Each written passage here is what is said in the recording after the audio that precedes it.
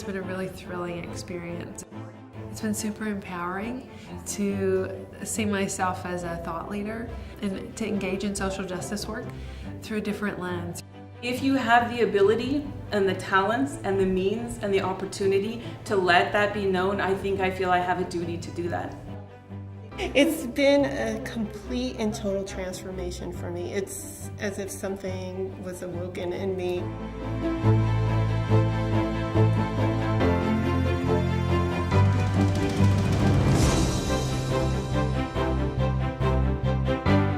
The theme of voice keeps coming up.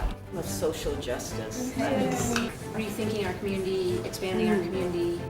What's special about the Public Voices Fellowship here in Tucson, we really have an amazing combination of community and faculty coming together and collaborating on ideas to change the world. We need to bring forward the voices of people who are actually affected by the decisions we're making as a society.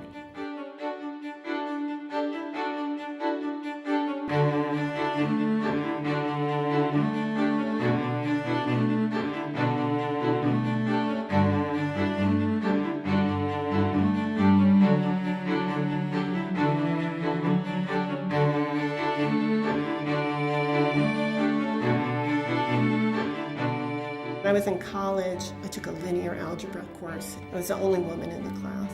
And the professor came in and he looked around the room and called my name. So I raised my hand and he said, "Why are you here?" So I said, "I'm here to learn linear algebra."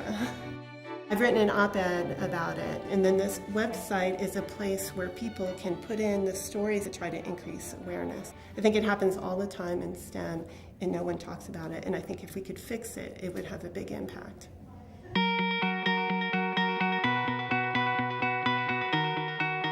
There's a restaurant in town called Illegal Pete's, and students demonstrated in front of this restaurant and asked that the owner change the name. It got 3,000 hits in 1 week. If you're creating communication that causes people to have a more critical examination of an issue, then you've done your job.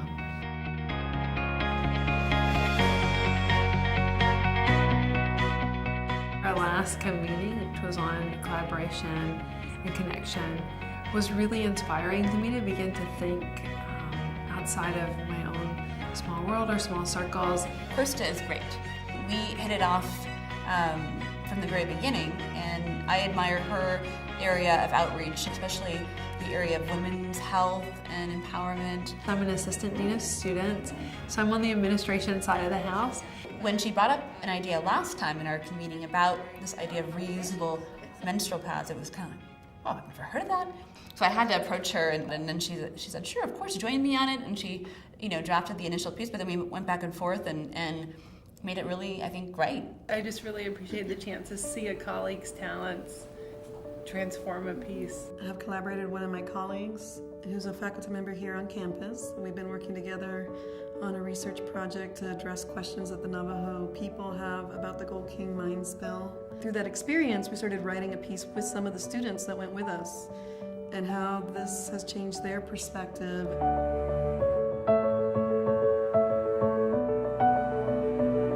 We're going to have a lot of autistic adults that are going to be a real challenge for the country. My daughter was actually diagnosed autistic as an adult. People in the autism community reached out to me. I've had personal responses, organizational responses, foundations that reached out to me. I feel stronger in my ability to advocate not only for myself and my daughter, but for that entire community of people out there that are dealing with this.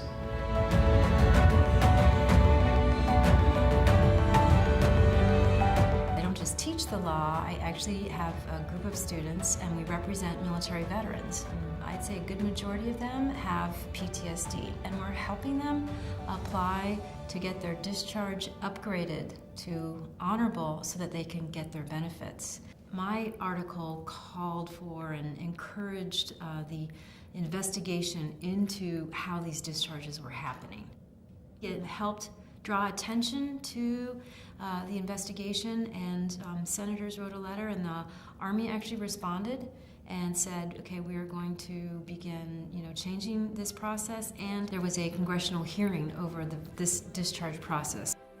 I had the opportunity to publish an op-ed that advocated for our state to reinstitute Kids Care, a special health insurance program that serves kids who are living at 130% to 200% of the federal poverty level.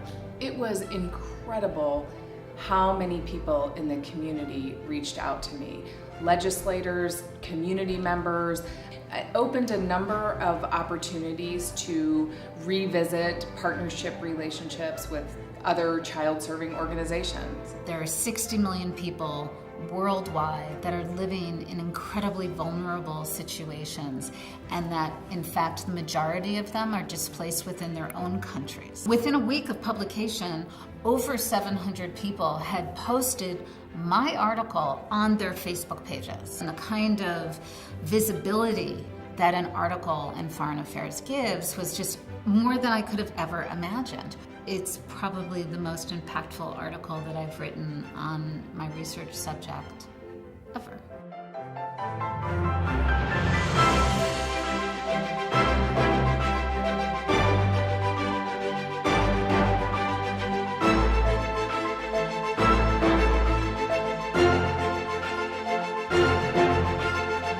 A theme of this fellowship is social justice.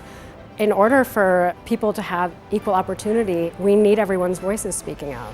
We're working with some of the most brilliant minds in the nation. And so one of the endeavors of what we're all doing together is to invest in that brain power, much of which is absent from the public conversation.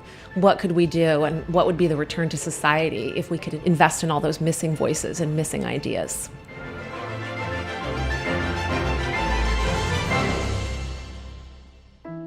No doubt about it, it's profoundly transformative for me. I feel like it's a new lifestyle. It has expanded my community exponentially, and so I feel connected to all of these women. I also learned something about their own expertise. I've been changed forever.